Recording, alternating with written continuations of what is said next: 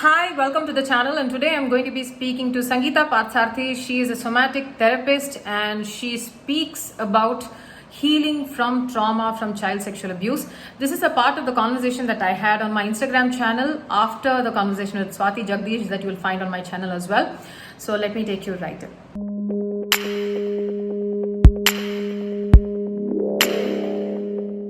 Hi, did you get the request? So you asked some really important questions during the live as well.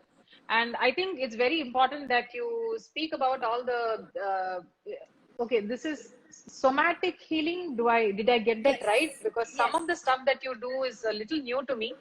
So I'm going to be this bimbet and request you very kindly to explain your work so that I can do this a little better next time. Yes, yeah, no problem. So we're talking about childhood sexual abuse, Leah. So I'll start by saying that childhood sexual abuse is one of the most, the deepest, form of trauma that your body can hold. So all of my work is rooted in trauma. So the whole idea of therapy, healing, counseling, yeah. So when you go to a counselor or a therapist, it's usually very solution focused. எனக்கு இந்த problem இருக்கு, எனக்கு இந்த solution வேணும், tools, tricks, etcetera. Okay, but that is all cognitive இல்லையா? அது எல்லாமே brain பேஸ்டா இருக்கு. And mental health as a field அப்படின்னு பார்த்தீங்கன்னா, or trauma or anything to do with therapy and counseling, again is quite patriarchal and very body phobic. அதாவது நம்ம என்ன feel பண்றோம்னா, ஹெட் எங்கேயோ இருக்கு, பாடி எங்கேயோ இருக்கு, அது ரெண்டும் கனெக்டட் இல்லை அப்படின்னு நினைக்கிறோம் நம்ம. ஏன்னா எனிதிங், இப்போ நீங்க சைக்காட்ரின்னு போனீங்கன்னா ஏதாவது ஒரு ஜீன் சீக்வன்சிங்கோ இல்லை ஏதாவது ஒரு மாத்திரை இருந்தால் தான் it counts as a diagnosis, right? So as it's all in the brain, right? But என்ன அப்படின்னா, in real life the brain is connected to the body இல்லையா, through your nervous system, right? It's like இது வந்து central process. கம்ப்யூட்டர்ல வந்து main unit இருக்கு, wire வந்து எல்லாமே போறது. We'll keep this in English because this other people in Telugu are asking for English. Okay, yeah. So it's not like the brain and body are different, right? So your brain is very connected to your body through all these wires called nerves, right? Which are constantly sending messages to and from your brain. Therefore, you want to think of mental health as overall health, and especially trauma can get trapped in the body. Okay, so the way I work with trauma is it's a very body based way to work with trauma. Okay, so in that context, childhood sexual abuse is one of the most deep, insidious forms of trauma that a person can have. And the reason is this, okay? So when we are little children, we are biologically wired to seek attachment and safety in our primary caregivers.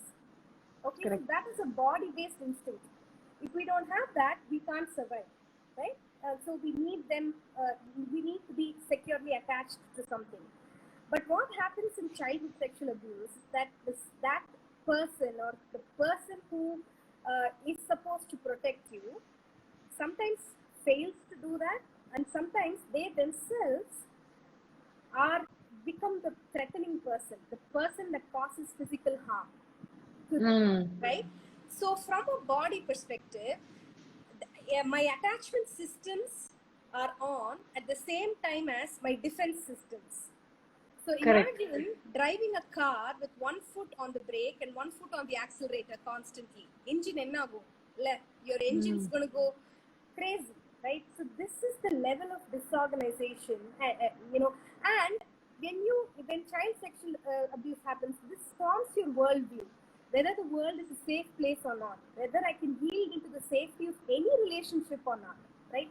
And so the impact of that in our bodies is deep and pervasive. So and again, you know the statistics better than anyone else, right? I think 1 in 2 Indian women or women of South Asian descent, which tends to be the population that I work with, has had some form of boundary violation in the body, like all the way from like molestation all the way to rape, incest, the whole spectrum of it, right? So the work has to take that into account, right? And you see the impact, the pervasive impact of it in adult bodies in so many different ways, right? For both men and women. So it's not like it Okay. affects only one thing, right? It affects everything. Okay, so since you have been noticing how this is going, and there was this one question that somebody asked, Sangeetha, that what do we do? Because this is extremely triggering for people, because we are seeing this, we have gone through this, Yes. and to those who still have not completely healed from that to a level that it continues to trigger them to a meltdown. Yes. Lots Yes. of people are crying, Yes. and the saddest part of this is that even if now I would definitely say that if we have the safety to go live on Instagram as two women and speak about child sexual abuse and something that we have gone through, two men cannot go on Instagram live and speak about how they were groped as children, because it questions their entire identity of masculinity, Yes. right? So Yes. here, right in front of us, there is a gender which has gone through equal amount of child sexual abuse as children, and Yes. they get absolutely no space, which is non-judgmental, that does not other them, that does not shame them, to speak up about this. And I know as many stories that I get, and you would too, that our number of equal stories that we get from both women and men is the same, but men Yeah. don't have the same safe space to speak about this. Yes. So how do we, as we go forward, how do we make this a more inclusive space, and to collectively heal as a community? Because all of us, as women, as men, as people of different gender identities, all of us need to heal and come from a place of healing, so that our society moves forward from a place of healing. How do you suggest that we do that? Yeah, that's a great question actually. And so this, I want to say, name this, right? Like we think that patriarchy or feminism is anti-men, or Yeah. patriarchy actually does good things to men, but that's not true. Because patriarchy, not entirely true anyway, right? In the short term, men, there's benefits, but in the long, but you want to kind of take a high level view of this, which is that it is patriarchy does not live on its own, right? Like Yeah. patriarchy needs capitalism, colonialism, casteism, all those hierarchies, right? Elite, like they're all layered on top of each other, right? So how does Casteism, all of patriarchy? this. Yeah, absolutely, right. So all of these are layered one on top of the other, and it does a disservice to men, because we live in this patriarchal culture. It's a very toxic masculinity culture that constantly devalues the feminine and nurturing traits in women and men, right? Correct. This is why we have created a culture where men don't have the right to any emotion except anger and violence.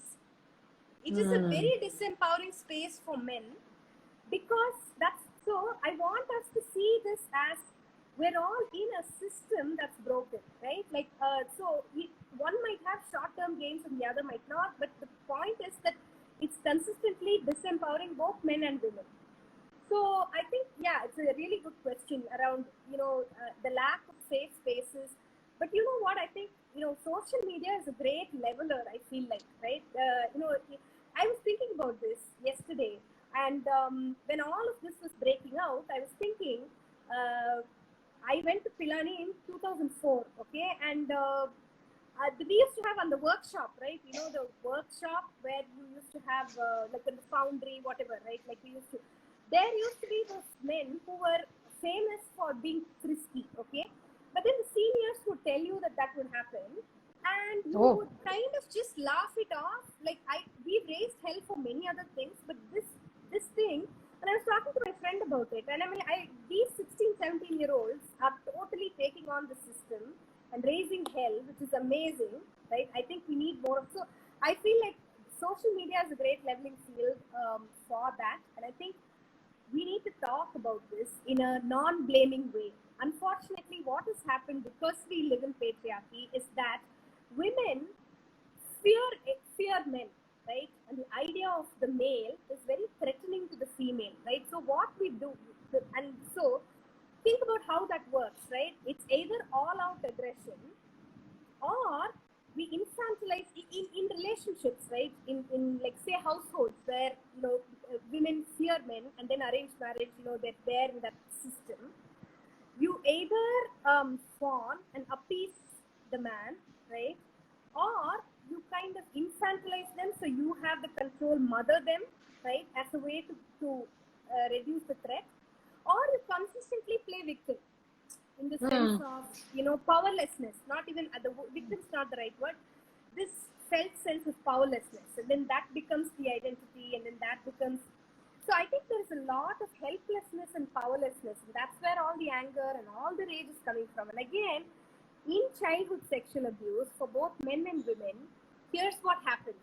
So it is when you're abused as a child, it's very different from when you're abused as an adult. Okay, because as a child, right, or as an adult, right, whenever there's threat, our body reacts to keep us safe, right? So we have the fight, flight, or freeze response. Correct. But say I'm a little child and there's somebody very powerful and threatening. I can't fight and take them. They're physically much bigger than me. I can't run away from home if the threat is at home or school or wherever, right? So what choices does that child have? They freeze. We shut down, right?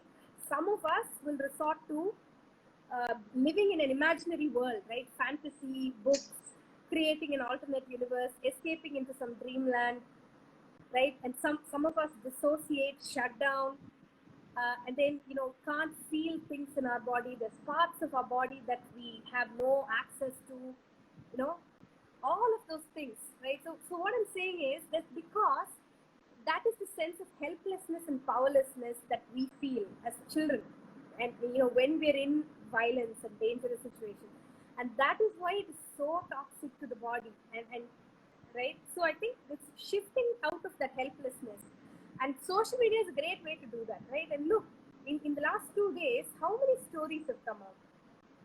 Like how many big institutions are being, you know, called to question? I think that's great. Like one way to shift out of helplessness.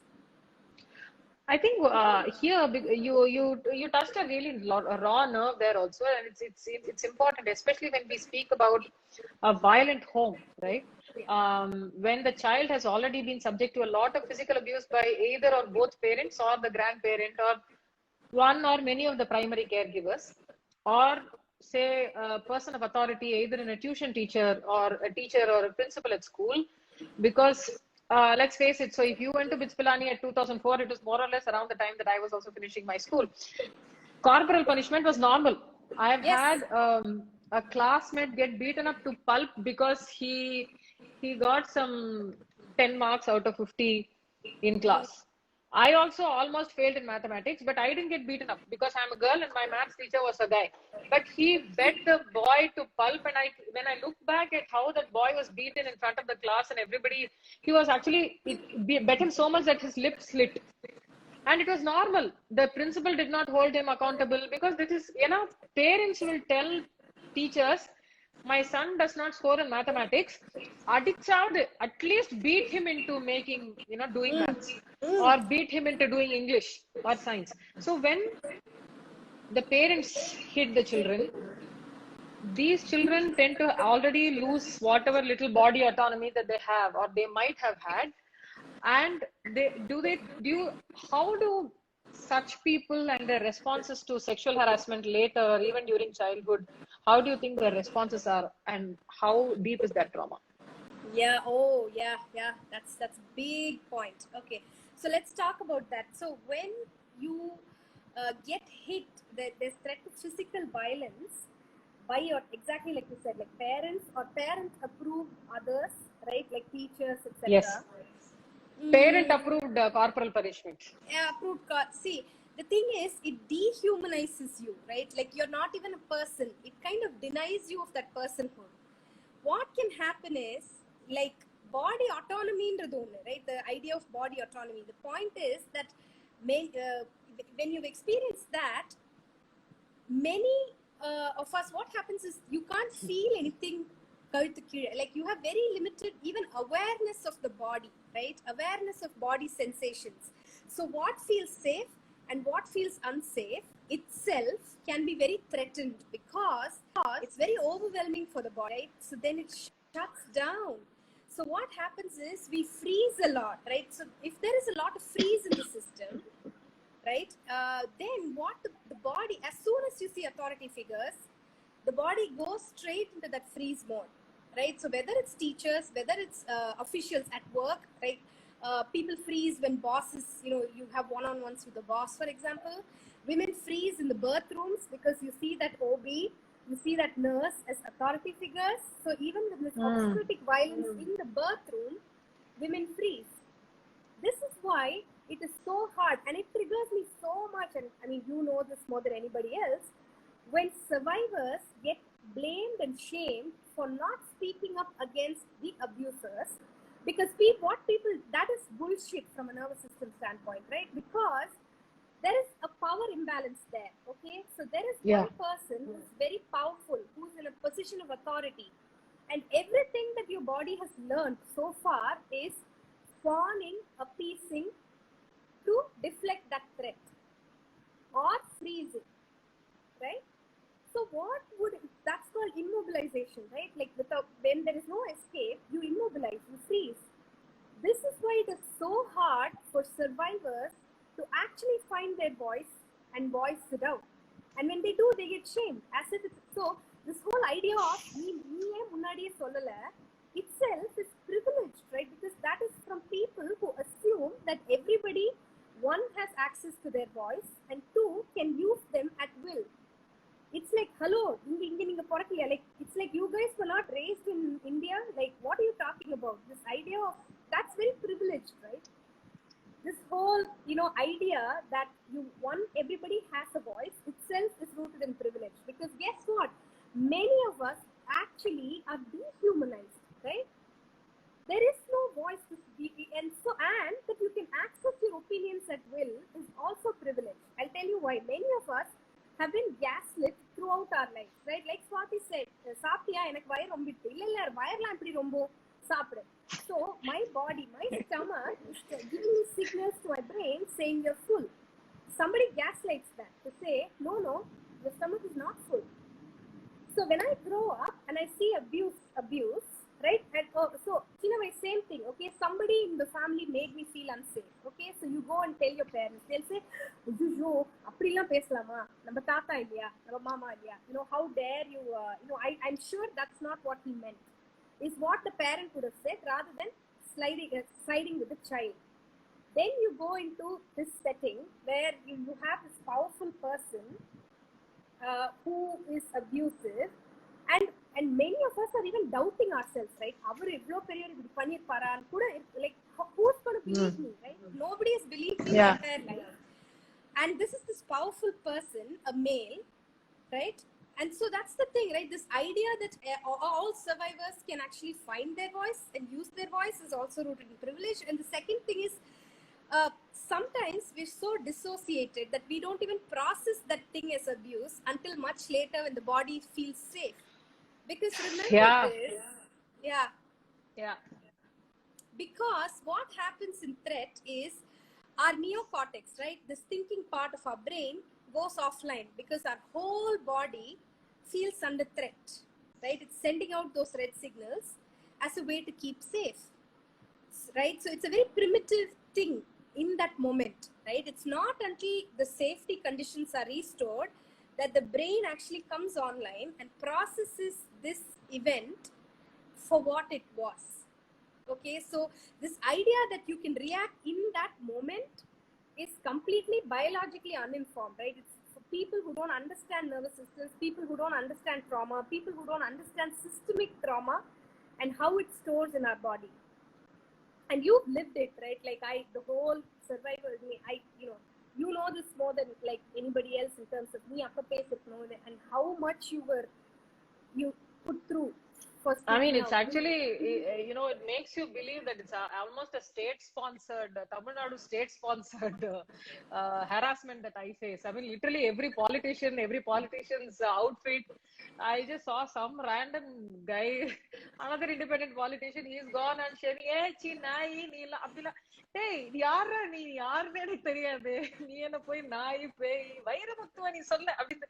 literally the entire political space in Tamil Nadu is backing Mr. Vairamuthu and has come out in droves to shame me. I'm like, see, your very existence is a threat to the status quo, And that toxic male patriarchy, beyond party lines, beyond caste lines, you know, that pervasive patriarchy is so pervasive, right? That the fact that you exist is a threat to the entire system for them, right? And it brings out all of that. Like, how dare you, Mari? Like, இது வந்து all pervasive. It's not like ஒரு side இன்னொரு side எல்லாம் இல்ல. It is everybody. I always say this, right? You know, when it comes to shaming women and policing, morally policing women's bodies, guess what? The deeply religious people from all religions will see eye to eye on that. Yes. They'll all they'll all come together. Because, you know, they are all warring with each other. But when it comes to women's bodies, hey, guess what? You know, all of the religious nut jobs will come together for that cause, right? Because it's so threatening. The idea that you exist is so threatening to patriarchy, right? I love it.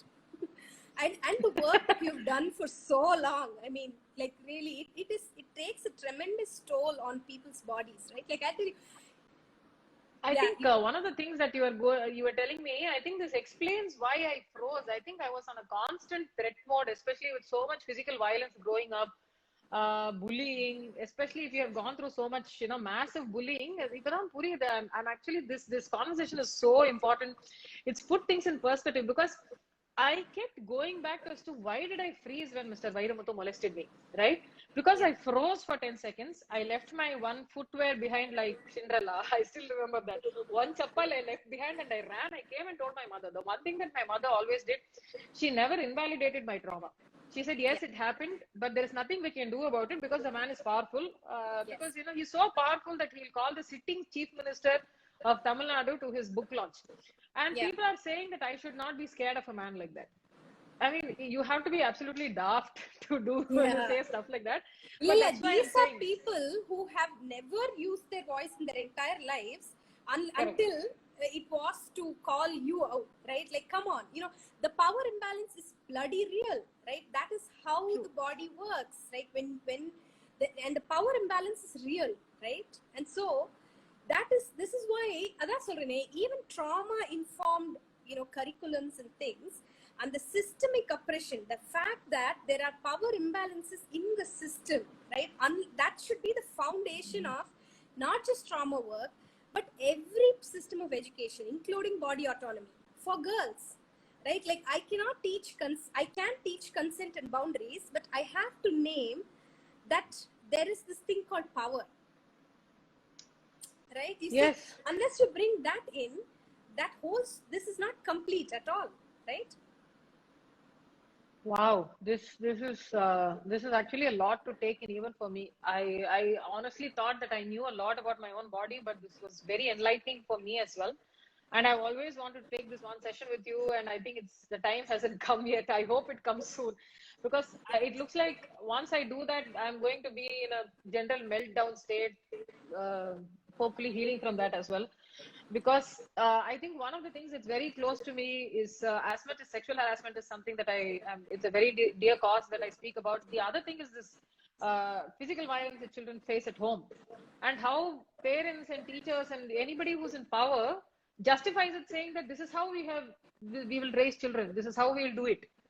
And the amount of justification, and culturally, I mean, I think the maximum abuse I have gotten is from Telugu social media, when I said you cannot force feed a child, and I didn't even know these concepts. Okay, I said you can't force feed a child because it's very traumatic to the child, because I have been force fed and I have been punished for all of that, not by my mother, but in school, in other ways, eating sand and stuff like that. So I understand how traumatic it is, and then everybody is like, oh, you bloody feminist. So the Telugu social media thing is a completely different ball game altogether, and how they respond to this. Tamil Nadu is one ball game, Telugu is another ball game.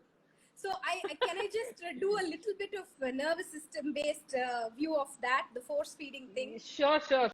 Okay, so your dental, your jaw, your mouth, your throat is anatomically similar to your pelvis, your vagina, okay? And in the embryo, they were created from the same set of cells, okay? So there is a lot of correlation between your voice and what happens in your pelvic floor and your access to sex, for example. Okay. Wow. So Okay. so force feeding not just means that you have more chances of developing eating disorders and your relationship with food. Food is also attachment, okay, and they're all related to sex, pleasure, sexuality, fulfillment, and life force, right? How you engage with life, how you like nourish. This, the idea of fullness is not just your this food related fullness. It's anything. Say you complete a job and then you let that nourish you. The ability to consume that, the nourishment that comes from doing a task, completing a task. So they're all related. The dopamine hit. Yeah. So I mean, force feeding is insidious at so many different levels because of this. Yeah. Okay. So considering most of our generation has gone through this in some way, form or the other, either physical abuse and or force feeding and or corporal punishment in school and or child sexual abuse. So basically we have picked everything in that form. How do we heal from this? Okay, so I'll give you a few tips. Like, most important thing is to understand that many of us are living lives where we are constantly intellectualizing things. That is, we're up here. Okay, so the first thing to recognize is that if you spend most of your time either thinking about the past and getting angry or sad or whatever, or thinking about the future and worrying about it, and limited ability to stay in the present moment, that's a big sign of trauma. So even just naming that is a big first step. The second step is you're not alone.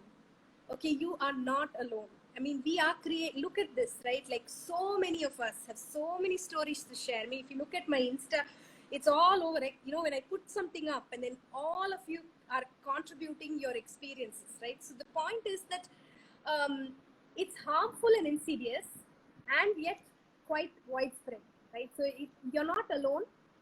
There is no shame in this, okay? And you're not actually being ungrateful to your parents if you name it. Because it is because they were doing their best. In most cases, we were surviving, right? Like, we were just trying to put food on the table, right?